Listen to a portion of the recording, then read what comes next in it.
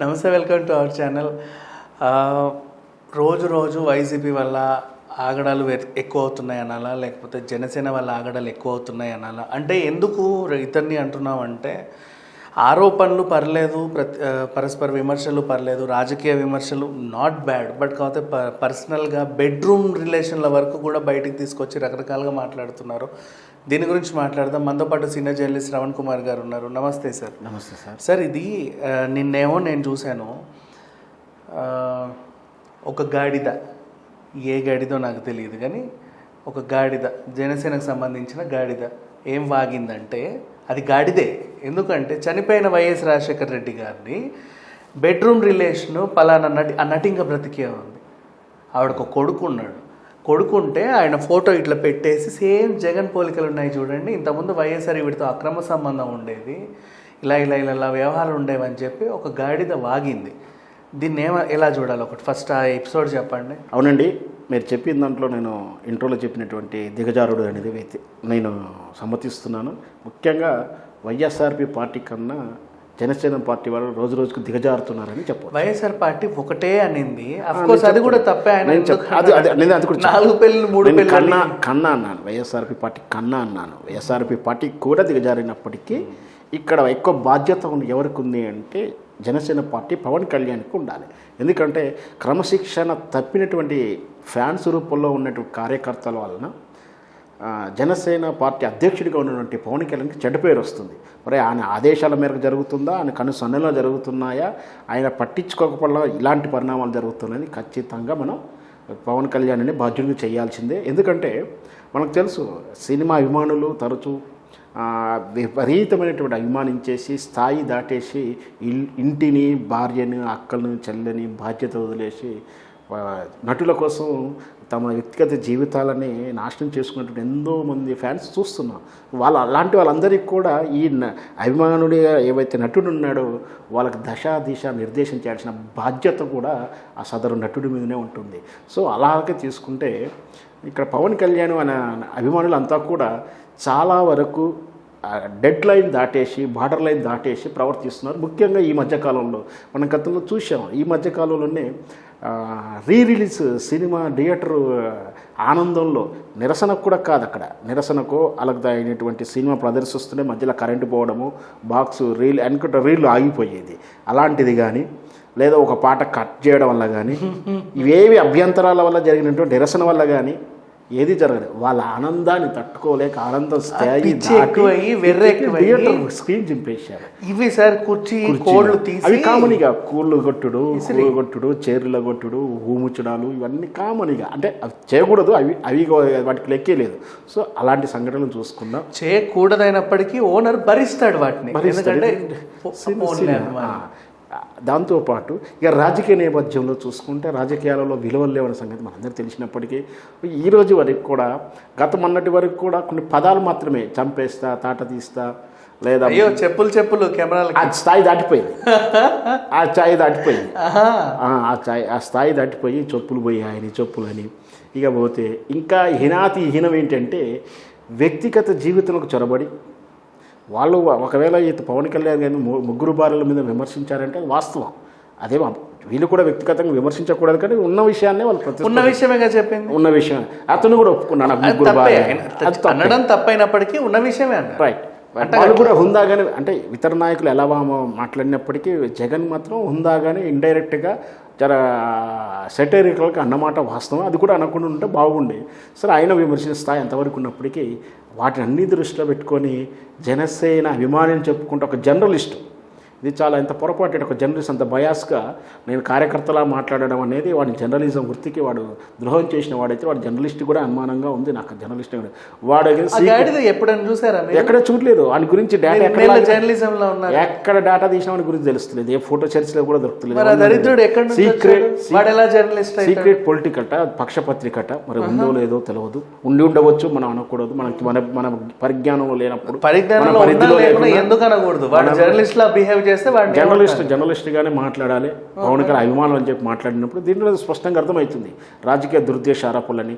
చనిపోయినటువంటి వైఎస్ రాజశేఖర రెడ్డి గారు ఒకవేళ జగన్ మొన్న అప్పుడు వైఎస్ రాజశేఖర్ ఉన్నప్పుడు పాపం చనిపోయిన గురించి అన్నాడు, కామెంట్ చేయాడు జయచిత్రతోటి, నటి సీనియర్ నటి జయచిత్ర ఇంకా ఉంది పాపం, బ్రతికే ఉంది ఆమె, అందాల నటి. ఆ రోజుకున్నప్పటికీ అంటే ఆవిడ లేకపోతే అనొచ్చని కాదు నా ఉద్దేశం, వాళ్ళ పిల్లలు కూడా ఉంటారు కదా. అదృష్టవశాత్తు ఆమె భర్త చనిపోయి ఉన్నాడు, అతను ఉంటే ఎంత ఆత్మక్షోభించదు. అంటే భర్తను బెదిరించి భర్త ముందునే కాపురం చేశానని చెప్పడం. ఇంకా ఆ పిల్లోడు కూడా కొంచెం చిన్నపిల్లోడులా ఉన్నాడు కాబట్టి పర్లేదు, కానీ బాగా మెచ్యూర్డ్ లెవెల్, అంటే ఒక 30 ఏళ్ళ కొడుకు లాంటి ఏమన్నా ఉంటే ఆయన ఇంకెలా ఫీల్ అయ్యేవాడు. ఇంకో విషయం తెలుసు కదా, గతంలో చెన్నైలో ఉన్నప్పుడు అక్కడ ప్రముఖ రాజకీయ పార్టీ ముఖ్యమంత్రి కుమారుడు ఆ విధంగా హీరోయిన్లను తరచూ వేధించాడని రూమర్ ఉంది, కొన్ని ఆధారాలు ఉన్నాయి, కథనాలు ఉన్నాయి. అలా వచ్చిన కథనం కూడా కాదు ఇది. సో ఇది ఏ విధంగా ఆధారాలు లేకుండా ఖాళీ ఆమె జయచిత్ర ఫోటోని నెట్లో డౌన్లోడ్ చేసుకుని ఫోన్లో చూపిస్తూ కామెంట్ చేయడం హీనమైన స్థితి అనుకున్నప్పుడు మించి దిగజారుతారా ఇంకోటి లేదు. అసలు వీళ్ళ మొహాలు బయట తిరగడానికి కూడా జర్నలిజం కాదు, వ్యక్తిగా మనిషిగా వాడు మనిషిగా కాదు, మనిషి కన్నా దిగజారిండు. మరి రోజు వారు మరి దాన్ని ఖండించకుండా హిహిహి అని పనిలిగిలిచ్చే నాయకుల్ని అతను సదరు వ్యక్తి రోజు ఆహారమే అన్నము శుద్ధాహారం తింటున్నాడా, అశుద్ధం తింటున్నాడా, అలా ప్రవర్తించడం చాలా తప్పు. ఒకవేళ నిజంగా అతని దగ్గర మనందరికీ తెలియని నిజమైన ఆధారం ఉంటే ఆధారంతో సహా ప్రూవ్ చేయాలి. అది కదా జర్నలిజం. కార్యకర్తలు అన్నాడు, మరి ఆ పార్టీ లీడర్ దాన్ని ఖండించట్లేడు. ఇంకా పైపెచ్చు మళ్ళీ ఇంకొక ప్రెస్ మీట్ పెట్టేసి మన స్వీటీ, మన అనుష్క, అందాల తార, ఆమెని జగన్కి అంటగడుతూ ఇంకా కూడా చాలా వెతిమీరినటువంటి ఆరోపణలు చేశాడు. ఎంత అద్భుతంగా చెప్పాడంటే అనుష్కని వేధించాడు. తర్వాత అనుష్క ఏం చేయాలో అర్థం కాక పలానా జర్నలిస్ట్ దగ్గరకు పక్కన కూర్చొని కిటికీలకి వెళ్ళి చూస్తున్నట్టు ఆ పాత జర్నలిస్ట్ కూడా వచ్చి నేనున్నా నువ్వు వెళ్ళమ్మా చెల్లమ్మా అని చెప్పి ఆ వీడియో నేను వాడుకొని జగన్ ని బ్లాక్ మెయిల్ చేసినట్టు 30 ప్రకాష్ గారిని ఇందులో లాగాడు. ఇందులో ఆ జర్నలిస్ట్ అనేది రవిప్రకాష్ బాజాప్తి పేరు చెప్పిన మన రాజీవ్ ఆయన అన్నట్టు తర్వాత ఈయన 30 కోట్లకి ఆయన బ్లాక్ మెయిల్ చేసినట్టు, ఇద్దరు కలిసి ఆమెకు అన్యాయం చేసినట్టు. దారుణంగా కాకపోతే అసలు ఎంత దిగజారిన రాజకీయం.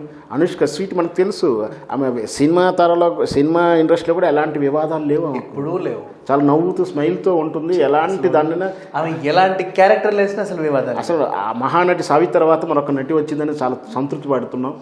మధ్యలో సౌందర్య గారు ఉండే అదృష్టవశాత్తు భగవంతుడు ఆమె తీసుకెళ్ళడం, ఆ తర్వాత అనుష్క రావడం. సో ఇవంతా కూడా అనుష్క ఈ టార్గెట్ చేస్తే ఆమె కెరీర్ ఏంటి, ఆమెకు భవిష్యత్తు పెళ్లి కావాల్సింది ఉంది. ఇప్పుడు ఇంకొక విషయం ఏంటంటే ఆ పార్టీ నాయకుడు సాటి హీరో అయిన పార్టీ నాయకుడు రాజకీయ నాయకులు వదిలే ఆ వార్త వచ్చి కూడా ఇంత ఇన్ని గంటలు అవుతున్నా కూడా సదరు జనసేన పార్టీ అధ్యక్షుల తరపున కానీ లేదా మీరు అన్నట్టు సినిమా నటుడి ద్వారా కానీ ఆ వార్తని ఖండించకపోవడం, వాళ్ళని హెచ్చరించకపోవడం అనేది నైతికంగా పవన్ కళ్యాణ్ కూడా దిగజారిండని చెప్పవచ్చు. దీన్ని అసలు నాకు మాట్లాడడానికి మాటలు కూడా రావట్లేదు. ఎన్ని ప్రపంచంలో ఉన్న చెడ్డ మాటలన్నీ కూడా బహుశా వీళ్ళ కోసమే పుట్టాయేమో అనిపిస్తుంది. ఇంత దిగజారి రాజకీయం చేయాల్సిన అవసరం లేదు. ఒకవేళ వైఎస్ రాజశేఖర రెడ్డి లేదా రాజకీయం చేయాల్సిన అవసరం లేదు మనం చెప్పాం, ఎందుకంటే వాళ్ళ రాజకీయం అంటే తెలియదు కదా. వాస్తవానికి రాజకీయం అంటే తెలిస్తే కదా వాళ్ళకి. జనసేన పార్టీ రాజకీయ పార్టీ, సినిమా అభిమానుల సంఘం పార్టీ, పనికి మాలిన పార్టీ, ఉగ్రవాద పార్టీ. నేను బహిరంగంగా చెప్తున్నా, ఎందుకంటే నేను దానికి అన్ని క్వాలిటీస్తో ప్రూఫ్ చేస్తాను. అదొక ఉగ్రవాద పార్టీ, అదొక చండాలమైన పార్టీ, అంటే ఎందుకు పనికిరాని పార్టీ, కామన్ సెన్స్ లేని పార్టీ, ఉచ్చనీచాలు మరిచిన పార్టీ, వ్యవహారాల్లో ప్రదర్శించడంలో ఉచ్చనీచాలు లేకపోవడం, వ్యూహాత్మకంగా లేవడం, ఒక అభ్యాసం ఎక్సర్సైజ్ లేకపోవడం, 4 సినిమాలు మీతో పాటు అనాలోచితమైనటువంటి ఆవేశపూరితమైన మీకు నా గొడవ ఉంది సార్. నేను నా క్లాస్మేట్ తీసుకొచ్చి మీకు అక్రమ సంబంధం అంటగడితే ఎంత దారుణం అది. చండాలం కదా. ఎలాంటి ఆధారం లేకుండా, ఎలాంటి సంబంధం లేకుండా, ఇటు ఆవిడ నా క్లాస్మేట్ అని కూడా చూడ, నీకు నాకేం సంబంధం, ఆమెకు నాకు ఎలాంటి రిలేషన్, ఎక్కడ కలిసి కమాండ్ ప్లేస్ కూడా లేదు. గొడవ ఉంటే పోట్లాడండి. వీళ్ళ అభిమానులు ఇంకేం చేస్తారు తెలుసా, నాకు గొడవ ఉంటే మాట సాల్వ్ చేయరు. ఆవేశం చంపేస్తా బొంద పెడతా, లేదా మనం అన్న క్వశ్చన్కి ఆన్సర్ లేక కొత్త క్రియేట్ చేసి అక్రమ సంబంధాలు, లేదా బూతులతో దాడి చేయడం, వాళ్ళకి పుట్టుకతో వచ్చినాయి అనుకోండి. సో ఈ విధంగా చేయడం అనేది రాజకీయ పార్టీ లక్షణమే కాదు, మానవ లక్షణంగా కూడా పోతుంది.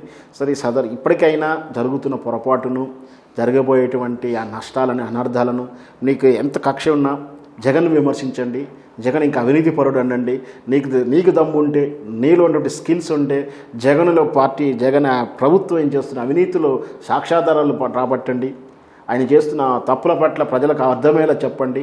మీరు రేపు పొద్దున అధికారంలోకి వస్తే ఇంకా అర్థవంతంగా ఎలా పరిపాలిస్తారో ఎక్స్ప్లెయిన్ చేయండి.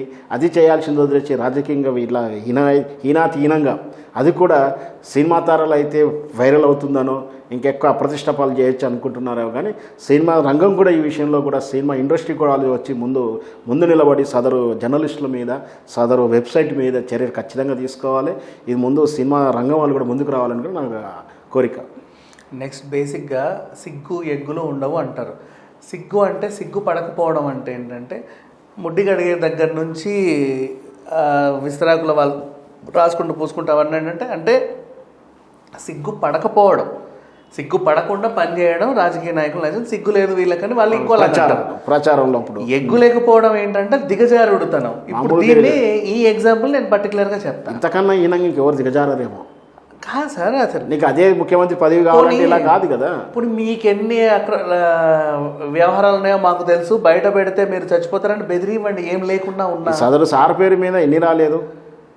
ఉన్న హీరోయిన్లను తీసుకొచ్చి అంటగట్టడం ఏంటంటే రేపు అనుష్క కెరీర్ ఏమో కావాలి. రేపు అమ్మాయి పోలి శెట్టి సినిమా ఉంది, పరువు నష్టం దావా వేస్తే ఎన్ని కోట్లకైనా వీళ్ళ పరువు నష్టం కాదండి. రేపు భవిష్యత్తులో వివాహం కావాలి, పెళ్లి కాలేదు, ఇంకా పెళ్లి చేసుకునే జయచిత్ర గారు ఎందుకు కామ్గా ఉన్నారు? జయచిత్ర గారు అంటే